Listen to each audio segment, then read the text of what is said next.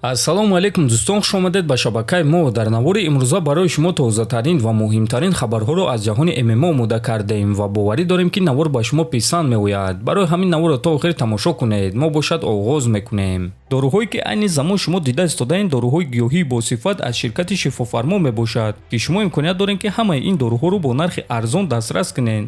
доруҳо барои хунукзадагӣ ва қавӣ кардани мардонагӣ, барои фарбе ва харобшавӣ, барои ришу мӯйсарбарорӣ, барои дарди дил, дарди мушакҳо ва ҳамчунин равғани сиёҳдона, ки пайғамбар саллаллоҳу алайҳи васаллам гуфта буд ки ба ғайр аз марг ба ҳамаи дигар дардҳо даво мебахшад. худи ҳозир ба номерҳои дар рӯи экран буда занг зада доруҳои даркории худро харидорӣ кунед ва ҳатман аз номи канали Паҳлавон гап занед. ҳамин гуна шумо ҳам доруҳои даркории худро ба даст меоред ва ҳам канали моро сахт дастгирӣ мекунед.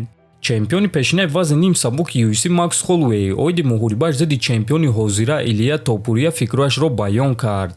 чанд соли охир ман меҳнати зиёд кардам то ин ки камарбанди худро баргардонам. бисёриҳо механдиданд, лекин рӯзи 27 октябр мебинем ки кадоме аз мо охирон механдад. ягон вақт таслим шудан дар кор нест. ба ман бисёриҳо мегуфтанд ки ту дигар ягон вақт барои камарбанд намеҷангӣ ва ана ман боз дар ин ҷоям ва боз барои камарбанд меҷангам. фикр мекунам ки ин мухорибаи моро бисёриҳо интизоранд. дар ҳар як лагери тамринӣ ман доимо бо худам қувваозмоӣ мекунам. ман бояд ки дар ҳар як мухорибаи нави худ аз ҳар мухорибаи гузашта дида зуртар бошам. ҳама фикр карданд ки мухорибаи ман дар турнири UFC 300 беҳтарин мухориба буд, лекин нашитобед. то он вақте ки натиҷаи мухорибаи маро дар турнири UFC 308 намебинед, ӯ беҳтарин мешавад, гуфтааст Холлоуэй. хотиррасон мекунем ки Макс Холлоуэй дар турнири UFC 300 Ҷастин Гейҷиро ба нокаут равон карда буд ва акнун ӯро мухорибаи унвонӣ зидди чемпиони бебох ва нокаутёр Илия Топурия рӯзи 27 октябр дар турнири UFC 308 интизор аст. сардори UFC Дана Уайт боварӣ дорад ки якум рақами паунд-фу-паунд беҳтарин ҷангвар новобаста аз вазн Джонс аст, на ин ки Ислам Махачев.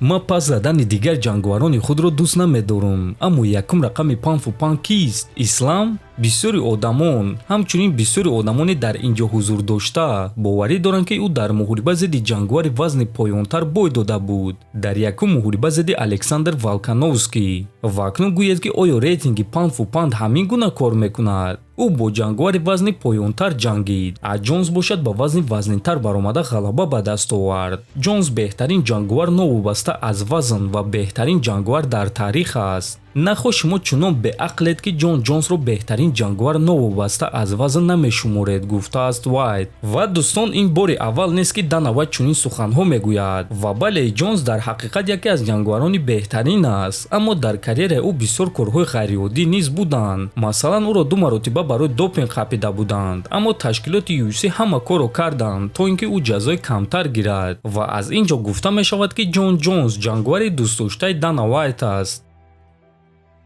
топови ҷангвари бебохти вазни нимёна UFC Шавқат Раҳмонов ба чемпиони вазни худ Билол Муҳаммад муроҷиат карда чунин суханҳо гуфт. ман боварӣ надоштам ки Билол Леонро шикаст медиҳад, лекин ӯ вазифаи худро хеле хуб иҷро кард. баромади хуб нишон дода сазоворона чемпион шуд. акнун барои ӯ як кори дигар мондааст. ӯ бояд ки камарбанди худро зидди ман ҳимоя кунад. биёед мебинем ки кадоме аз мо беҳтарин ҷангвар аст, ӯ ё ин ки ман.